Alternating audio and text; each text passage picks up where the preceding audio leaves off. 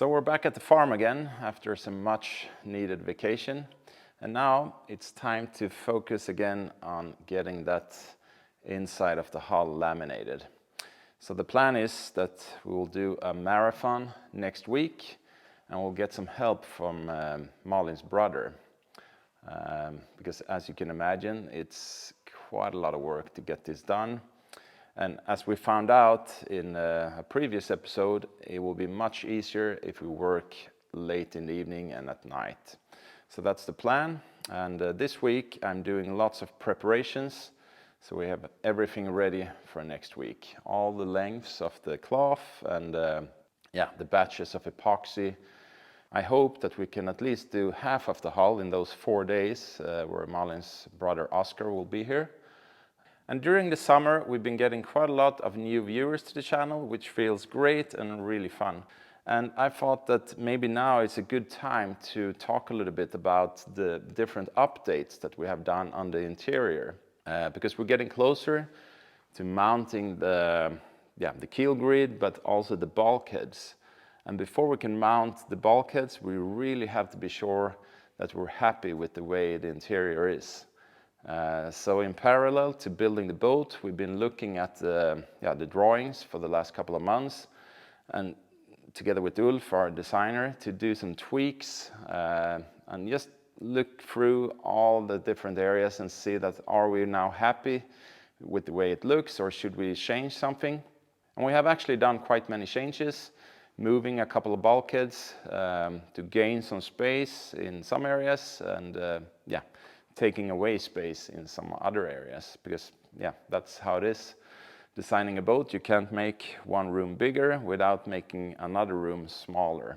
And I'm pretty confident that we have a good layout now, and I wanted to take the opportunity to walk you guys through the changes that we have made.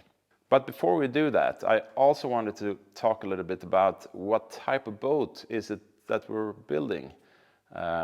Because it was a while since we talked about that. I checked, and the latest video about the design we made was over a year ago. So maybe it's time to get everybody on board and talk about what type of boat is it that we're really building, and what are the key features that we wanted to have in the boat and why. So the first thing that we needed to decide when we started out designing Ron 3 together with our naval architect Ulf was the size of the boat.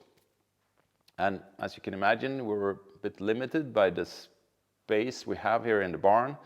And we looked at other farms before we bought this one, but this happened to have a really nice barn for building a boat in. And the maximum size of a hull that we could fit in here was 50 feet from wall to wall. And now we even had to extend the barn a little bit by 2 meters. So now when we have flipped the hull over and it sits a little bit further out, we have some space here in the stern of the boat so we can access the inside a bit more easily. And within 50 feet, we felt that we could get all the different compartments and the features of the boat fitted without making too much of compromises. But as always, when you're designing a boat, there will be a lot of conflicting design goals. And one of them was that we wanted to have a really easily driven hull with a length to beam ratio of around 4:1, so a pretty narrow boat. And of course, that will limit the interior, the volume that you get inside of the hull. And I know a lot of people have commented when we flipped the hull over and saying that, oh, it looks so wide, the boat, but it is actually not that wide for being a 50-foot boat.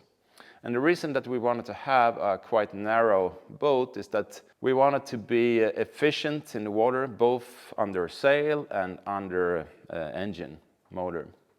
And by keeping the hull narrow, we could also keep the mast height pretty low and keeping the sail areas a bit lower, so the sails will be a bit easier to handle, which was important for us. And also we could keep the mast height down, so we can come under most bridges. So it will be just under 22 meters above the water. That looked pretty tight. It always looks so much closer than it is in reality, and especially now when there was only 1.4 meters clearance.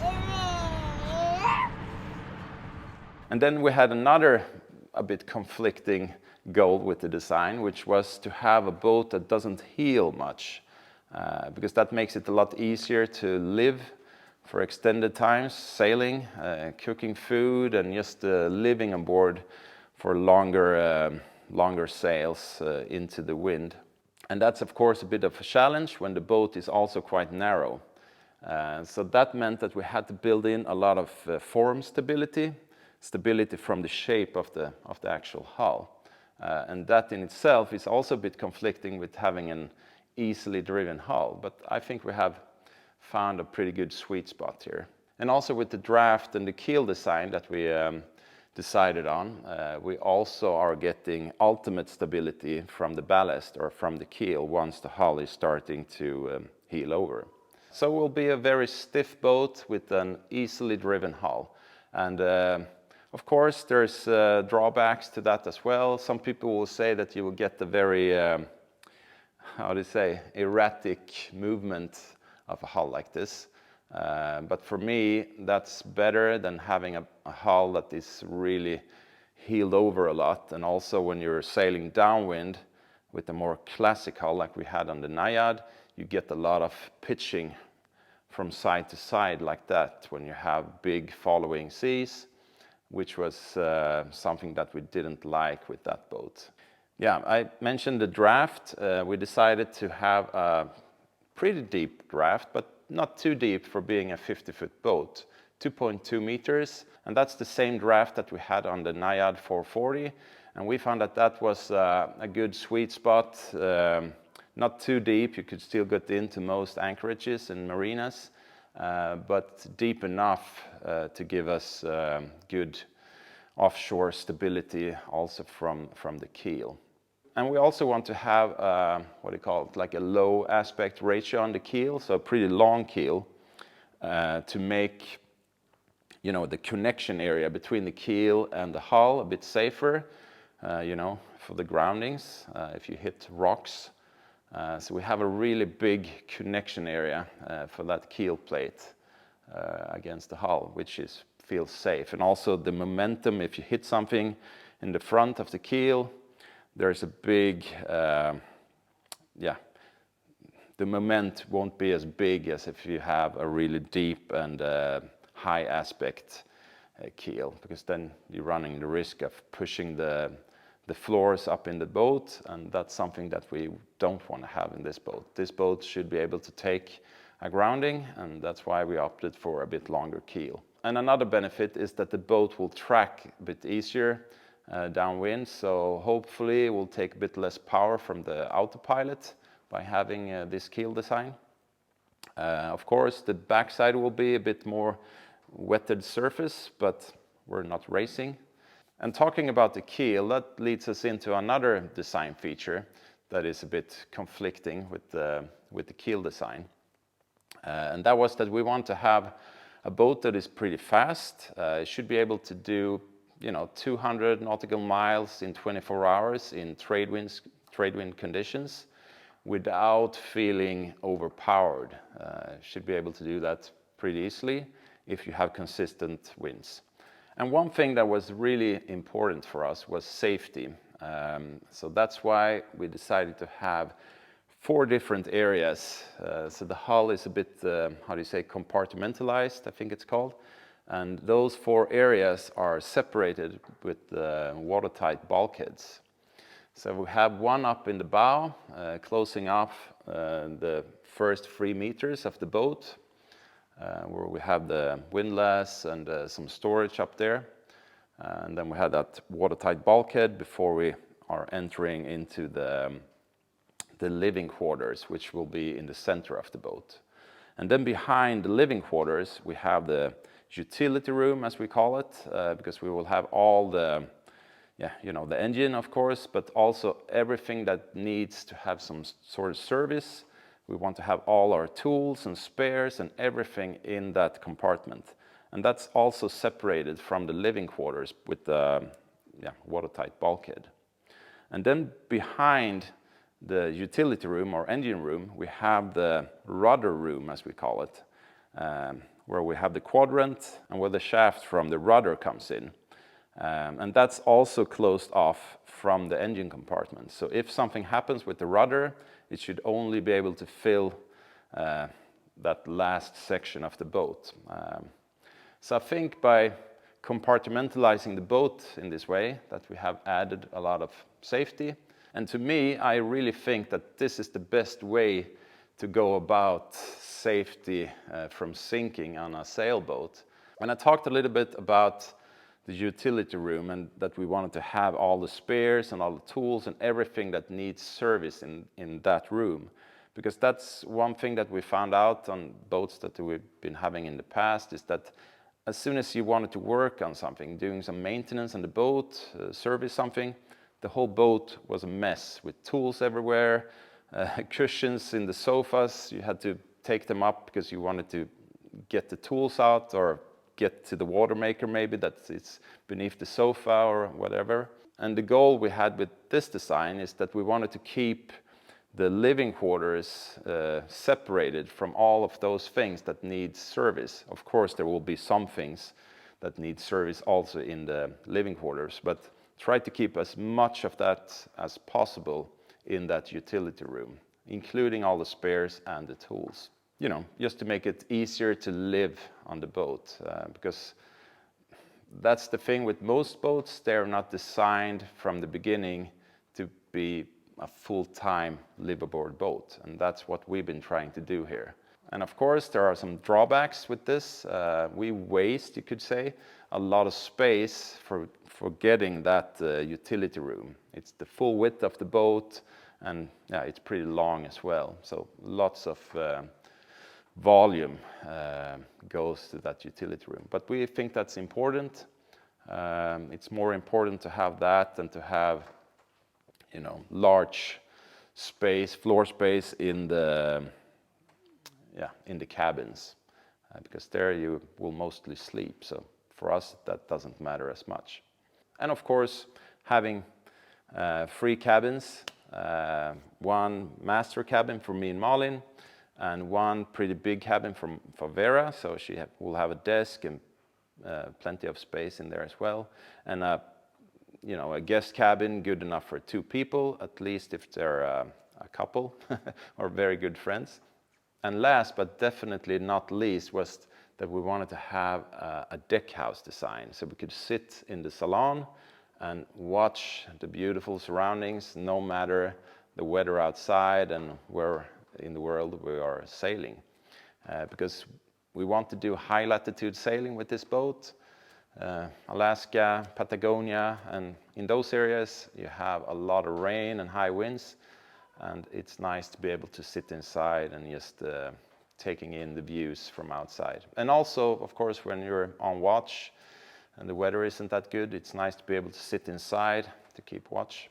And there's a penalty to pay for that, because you get weight a bit higher up in a design like that.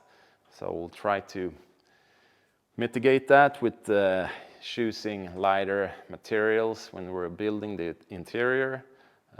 We will use PVC and PET foam for most of the bulkheads and the deck to keep weight down. And so let me take you into the boat, and we'll talk a little bit about the design changes that we have made now during spring and summer. So up here in the bow is the chain locker, and it will be divided into 2 compartments. And the one in the front is where we're going to have the windlass up on top, and it will be plenty deep to drop the chain into. And then the one back here will be separated from the front one with the watertight hatch. So if we fill the chain locker with water from up top, for some reason, that water won't spill into the second compartment where we might keep sails and stuff like that. So there will be a deck hatch up here. And this is one of the bulkheads, the one that sits here, that we moved now when we did the alterations of the interior design. And now it sits roughly 10 centimeters or 15 centimeters further towards the bow. So this area got a little bit smaller, but we still think it's really big. And as you can see, there's plenty of headroom in here, so we'll need to have like a ladder here on this bulkhead when you're climbing in through the hatch. I think this compartment will be great to, like I said, for sails, but also fenders and lines, stuff like that. And then behind this bulkhead, which is one of those watertight bulkheads, we're coming into the master's cabin. And here we also did some changes on the bed. We moved the bathroom a bit forward, roughly 20 centimeters, 25 centimeters, all the way up towards the foot end of the bed. First, we thought we should have access to the foot end of the bed over its full width. But after thinking about it, we were sacrificing quite a lot of space in the bathroom, in the shower, and also in the galley because of that. And we thought that that space was better utilized in the galley instead. So that's why we decided to move it a bit more forward. And this bed is quite big. It's a queen-size bed, which we think it's big enough. And there will be some storage on this side, floor space, for clothes and stuff like that. And then moving aft. So I'm now leaving the master's cabin and coming into the galley. We'll have plenty of storage on this side. And on this side, you walk into the bathroom, roughly around here. We'll have that wall where you come into the bathroom, and we'll have a shower.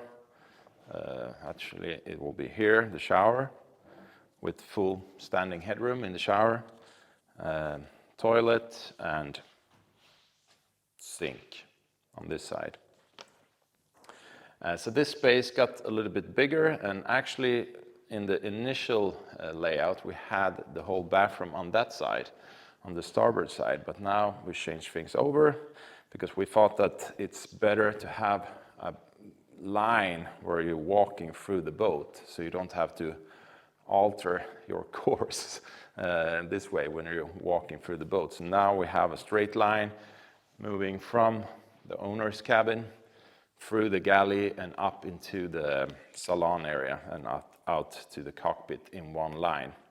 And I think that works better for the flow. And also, when you're walking here, you won't disturb the people that are in the galley as much. So I think this is way better. By moving the bathroom a bit forward and also that bulkhead up there, we gained some space in the galley, which was the main reason for doing that.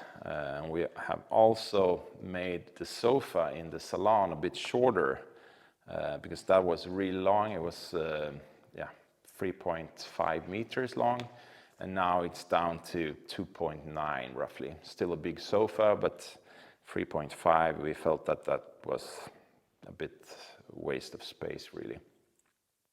And that meant that we were gaining almost 0.9 meters of length of the galley space, and that meant that we could have more space on the countertops, space for a dishwasher, and just a more functional galley.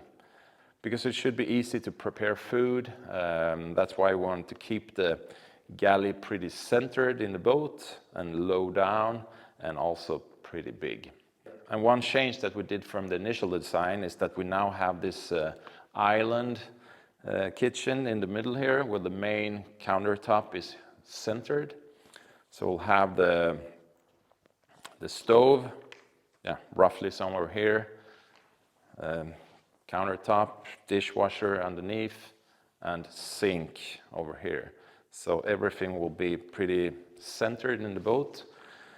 Very good for the sinks to have them in the center line. And another benefit we think is that you, this way, it will be a pretty deep island or countertop. So you can reach it from both sides, and we can have different levels on that island. So we'll have shelves up on top, which might be on a gimbal. So when you're standing here cooking food, you can put your plates up onto that shelf, and that will be on a gimbal, so things won't roll off when the boat is heeling. Yeah, I talked a little bit about it before. We made the sofa a bit shorter, and that means that we also had to make Vera's room a bit shorter. But that was very big. The bed in there was 2.4 meters, obviously a waste of space. So now the bed is 2 meters, and there's even a small wardrobe behind or at the foot end of the bed. But we got everything in there that we wanted to have there, plenty of storage, a big bed, and a small desk, and a chair. So I think that will be really good now. On the port side, the guest cabin, this side we have left the way it was. So the only side we made a bit shorter was on the port side in the salon, because we wanted to keep the first section of the guest cabin the way it was, because we wanted to create some floor space in there, so it will be easier to, some storage for clothes and more headspace beneath the nav station up in the salon. So these are more or less the changes that we made to the initial interior plan, and I think that this way we're confident that the bulkheads will be in their correct position, that we have enough space in all the different compartments in the boat. So thanks a lot for watching. I hope this made some sense and that more people are now understanding what it is we're building. So see you next week. Bye bye.